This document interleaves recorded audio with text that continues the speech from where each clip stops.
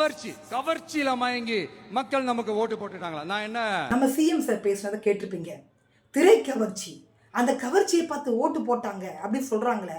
கவர்ச்சியை பார்த்தா ஓட்டு போட்டாங்க, நல்லா வருது வாயில அப்படின்னு நரம்பு தெறிக்க தெறிக்க நம்ம சிஎம் சார் நன்றி சொன்ன போன இடத்துல பேசிட்டு இருந்தாப்புல திருச்சியில். ஆமாம், அதாவதுங்க நம்ம சிஎம் சார் சொன்ன மாதிரி கவர்ச்சியை பார்த்தெல்லாம் ஓட்டு போடலைங்க. இந்த பாப்பாவை பாருங்க, தமிழகத்தில் ஒரு மாற்றம் வேணுங்க. இந்த மாதிரியான ஆட்கள் ஓட்டு கட்டதுனால தாங்க 108 இடங்கள்ல வெற்றி பெற முடிஞ்சது. பாருங்க, வீடியோ பாருங்க. ஆல்ரெடி மாற்றம் ஸ்டார்ட் ஆச்சு. இந்த அளவுக்கு ஹிஸ்டரியில இல்லாத அளவுக்கு சேஞ்சஸ் நடக்குது. லக்னமான நம்ம தளபதி, இந்த தளபதிக்கு ஒரு வாய்ப்பு இந்த தடவை கொடுக்கலாமே.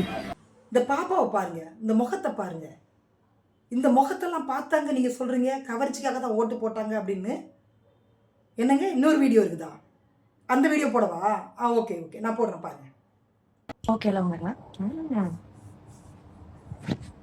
கீழே எடுத்து விட்டாது மேடம். நீங்க ஏன் யாருமே பர்ச்சேஸ் பண்றது இல்லைங்கிற ரீசன் எனக்கு சொல்லுங்க.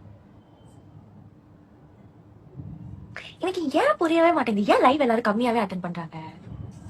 என்னவா இருக்கும்? என்னங்க, வீடியோ பார்த்தீங்களா? ஃபுல்லா பார்க்கலையா? சென்சார் பண்ணிட்டாங்க பொழுது, மார்ஃபிங் பண்ணி வச்சுட்டாங்க அந்த இடத்துல. இப்படி பண்ணதுனால தாங்க 234 தொகுதியிலையும் வெற்றி பெற முடியல. 108 இடங்கள்ல தான் வெற்றி பெற முடிஞ்சுது. பாப்பா முதல்ல அவுத்து ஃபுல்லாக காமிச்சிருந்தது அப்படின்னா 234 தொகுதியிலையும் இன்னைக்கு டிவிக்கே வெற்றி பெற்றிருக்கோம். தப்பு பண்ணிட்டுங்க. சரி விடுமா, இடைத்தேர்தல் வருது, 6-7 தொகுதிகளில் வருது. நீ தான் ஏதாவது பார்த்து கோஆப்ரேட் பண்ணணும், சரியா? அண்ணனை ஜெயிக்க வைக்கிறது உங்க கையில் தான் இருக்குது.